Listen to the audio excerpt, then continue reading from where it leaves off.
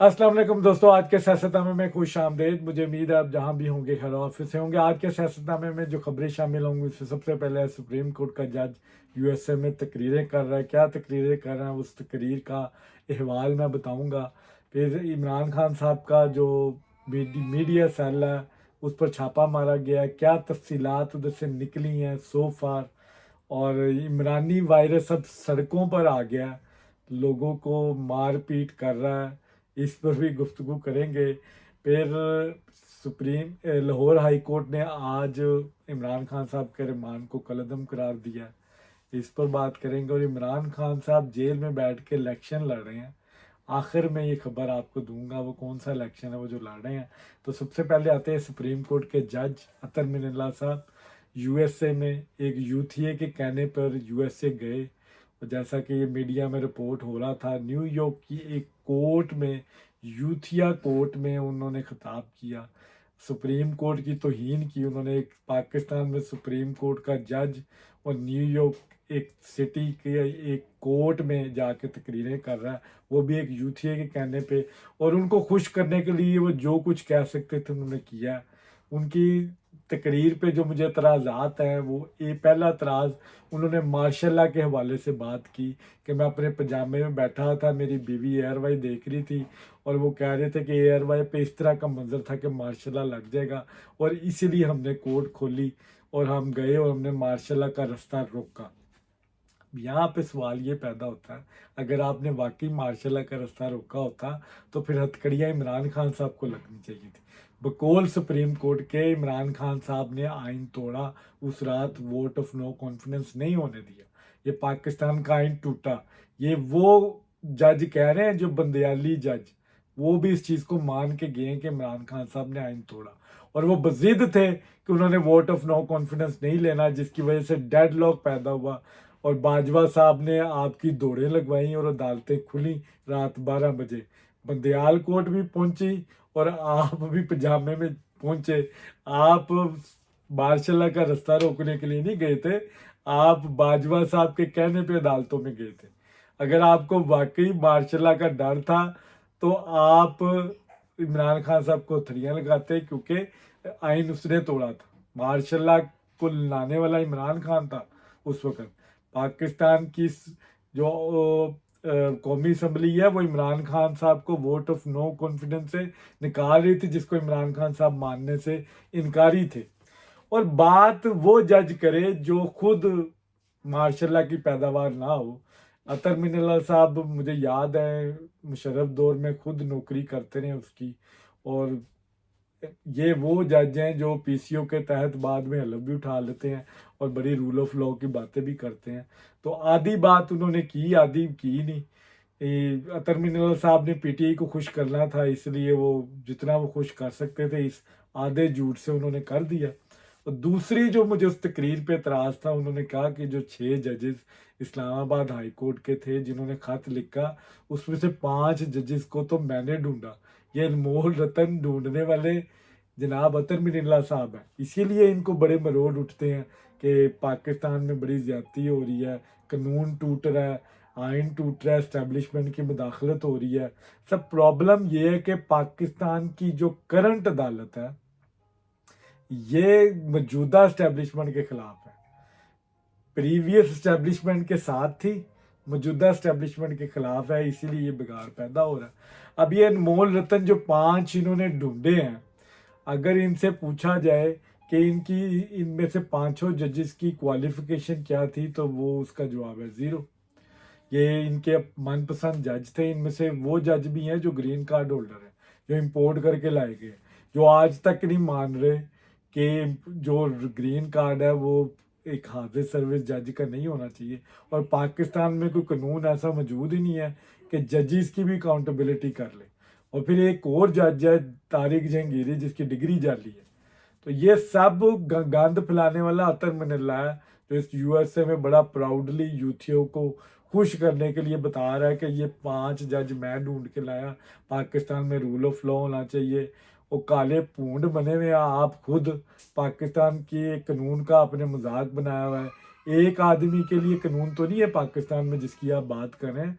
पाकिस्तान में बाकी लोगों को भी वो सहूलियात मिलनी चाहिए, वो सहूलियात मैसर करें। अगर आप जज हैं, आप इंसाफ करें।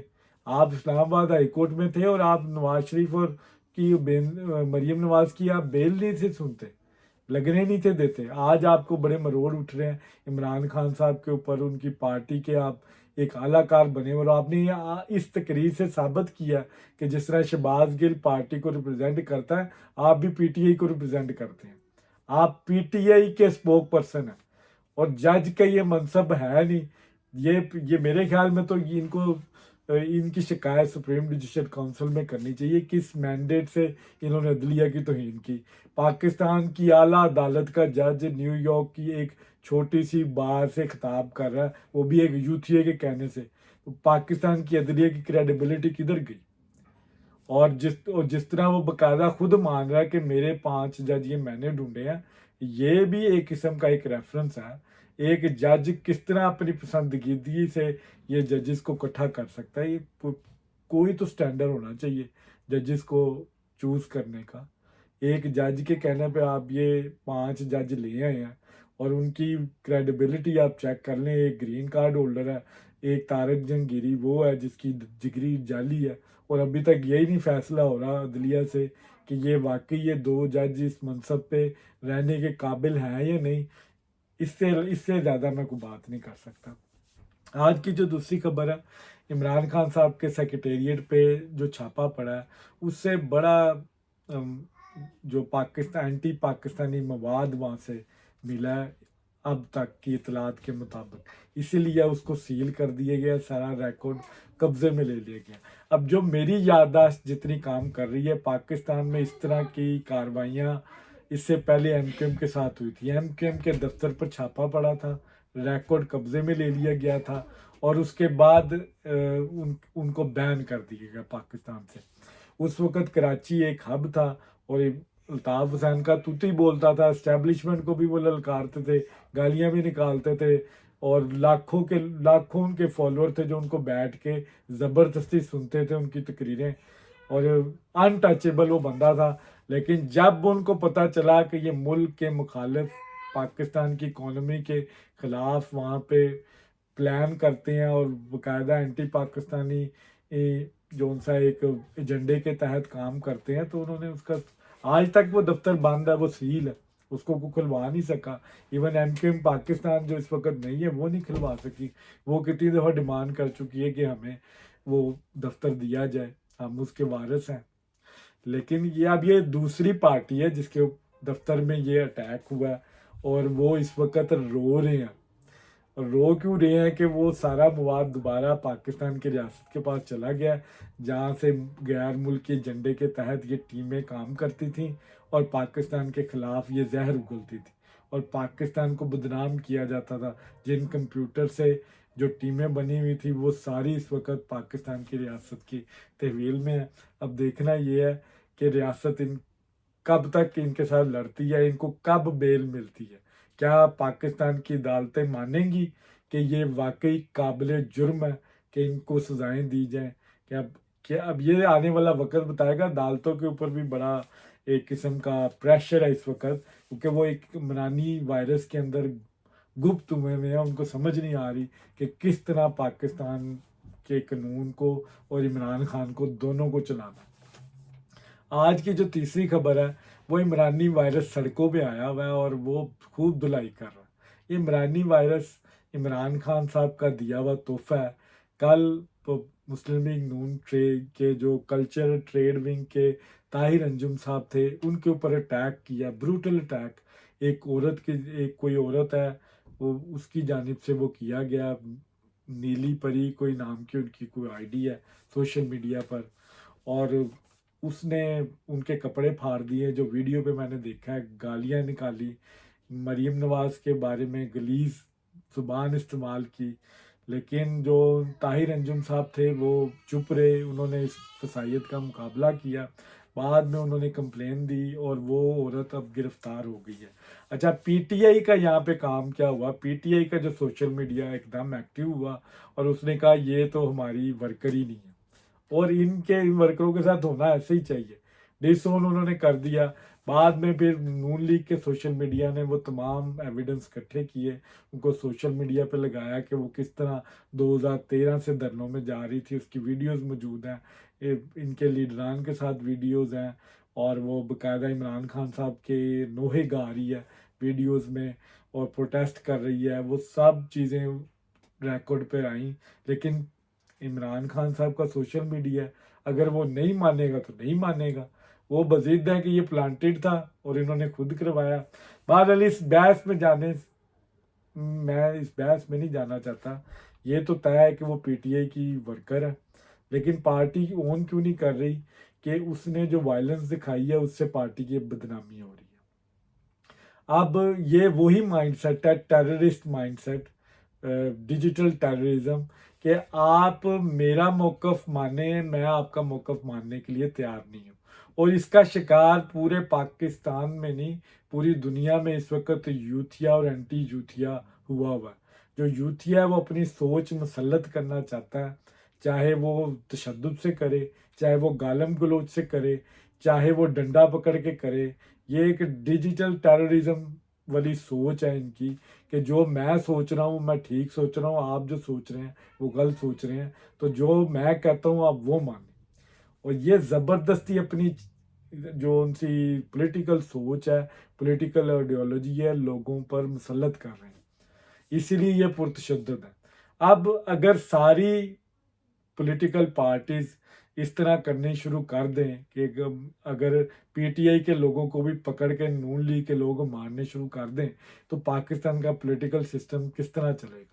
पीपल्स पार्टी के लोग भी इस तरह करना शुरू कर दें कि पीटीआई के लोग हमारी लीडरशिप के बारे में क्या क्या अलकाबात से वो नवाजते हैं, मरीम नवाज के बारे में, नवाज शरीफ के बारे में किस तरह की लैंग्वेज वो यूज़ करते हैं, क्या वो काबिल कबूल है।